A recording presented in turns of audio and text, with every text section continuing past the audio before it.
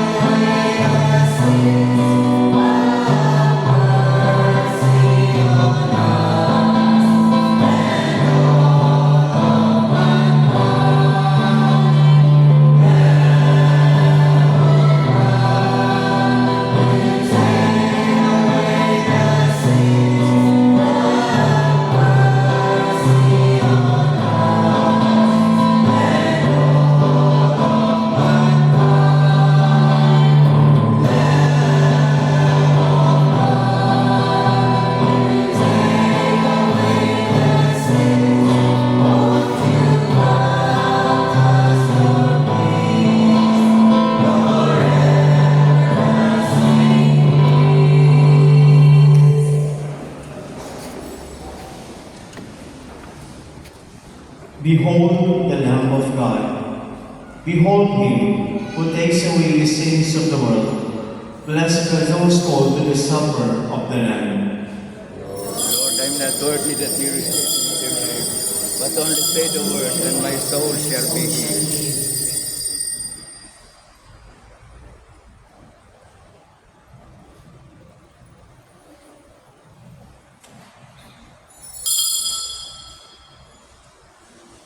Prayer for the spiritual communion. My Jesus, I believe that you are truly present in the Blessed Sacrament. I love you above all things, and I desire to receive you into my soul. Since I can receive you sacramentally, come at least spiritually into my heart. I embrace you and deny myself to you. Never permit me to be separated from you. Amen.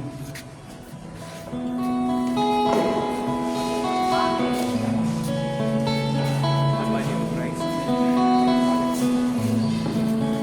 body of Christ.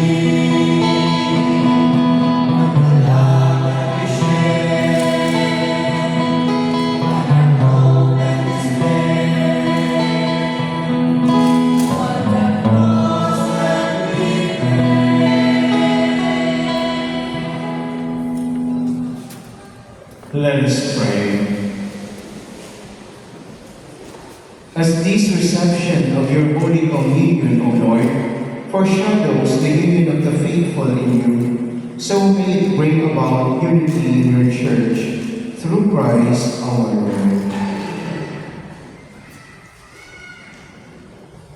Please be seated for some Sunday Mass Collection last June 9, 2024. First Mass, 5,120 pesos. Second Mass, 7,085 pesos. Third Mass, 5,208 pesos for a total of 17,415 pesos. Donation for church project, Angelica Mancera, 1,000 pesos. Food staff donation, 1 sacrifice from Kagawad Everyday Galata. Sa ngalan na sa tuyang mura para po, Father Bert Salan, asin kataiba niyang mga pagi, Father Noel Lasay. Bud po niya akong pasalamatan ang mga pinasunod na katauhan sa paghatagkan sa inyong suporta sa mga Kristan sa iklang team building na ginibo on June 14 to 15, 2024. Engineer Noel Benavides, Mr. Boventry Rodrigueza, Miss Mira Galante, Mr. Jeffrey Gata, Balut Store, Estera Store, Sulagan Gas Station, Pia Paula Rosa, Elma Gavara, Junie Evelyn Kide, Letty Orbiscundo, Jean Manuel Flores, Maria Lourdes So, R.P. Garduque, Guzman Dini Guzman, Jerry Parade, Bofete, Erwin Fortun, Ruben Ron, and Rosario Bernal, Cynthia Galinito, Rayalyn Hine, Mr. and Mrs. Dolly Galindo, Girlie Gasis, Mr. and Mrs. Valmores, Magdalena Dubunco, Barangay Captain Alvin Pura, Mrs. Richie G. Ahos, Mrs. Emma Hanapan, Mr. and Mrs. Carlos and Lorena Estelon, Mr. Johnny Del Figueroa, Altars Server Spirit Association, Mr. Joseph Especial. Salamat po sa asin Diyos mapalo sa inyong kalakayan po. Asin man pasasalamat sa barangay Tablak sa Panginoon kan sa itang barangay captains Santiago Tabaong, Kaubon at PPC. Sa palagos nilang paglipya sa patyo, ng sa tuyang sikat. Salamat na sa Diyos mapagis.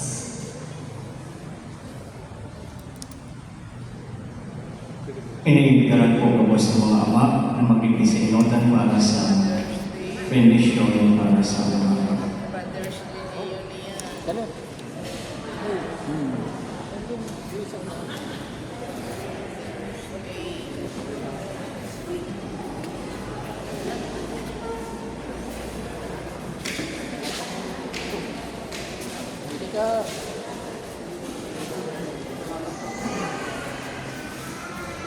Abay kami nito. Ha? Abay kami nito.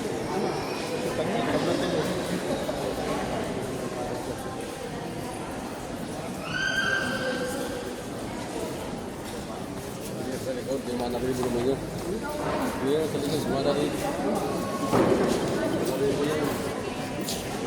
Mana beli belum banyak, jadi kita semua.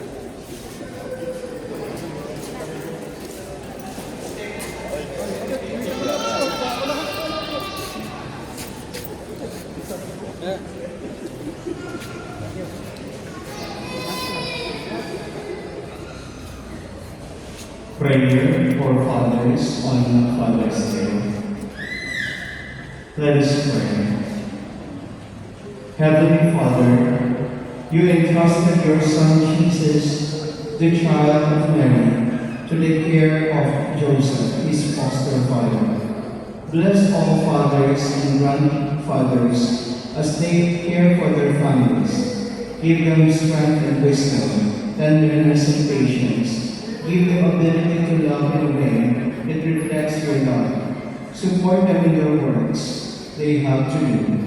protecting those who look to them as we look to you for love and salvation. Help us through them in a way that would bring honor to you and them. Bless and heal all those wounded by the imperfections of their fathers, and grant an eternal rest to our fathers you have called from this life to yourself. We ask this through Christ our Lord. Amen.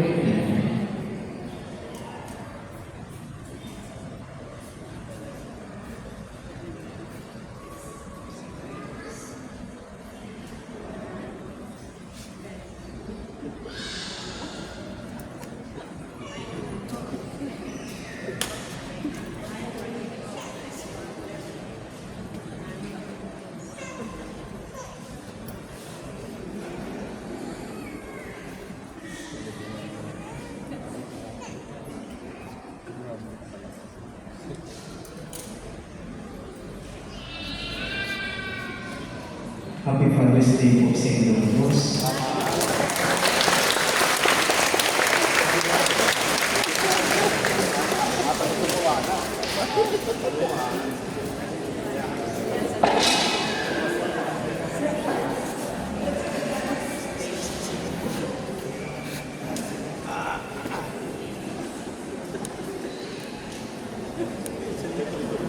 Another important announcement. Buwan sa araw, June 17 until 22, si Bishop nag-appoint ni Pali na mag-administer ng Holy Infant Jesus Parish while absent kami ni Father Mark. Di rin po kami makakali, baka sabihin ko nagmarayang naman kami ha. Mabalik pa po si Father Mark, mabalik naman din po ako. Pero sabay kami maabot. May important na seminar lang po ako sa Iloilo na di rin pwede mag-absent kay mawali ang first na seminar sa mga directors kan Caritas Philippines. So, as you all know po, ako ang executive director kan Caritas Diocese of Sorsogon, kaya obligado po akong mag-attend ng seminar dito sa Iloilo, one-week seminar. So, for the meantime, si Father Marks po ang appoint ni Bishop na pa-administer ng Satuyan Parokya while wala po kami ni Father Mark. Salamat po. Basta hindi pa kami makakali, baka sabihin nito, adawan-dawan ng body, bigla naghali, biglang nawala. For the meantime lang po ito, 1 week lang po si Father Marks. Thank you po. Mother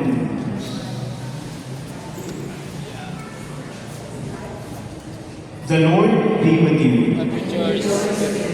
May the Almighty God bless you, the Father, and the Son, and the Holy Spirit.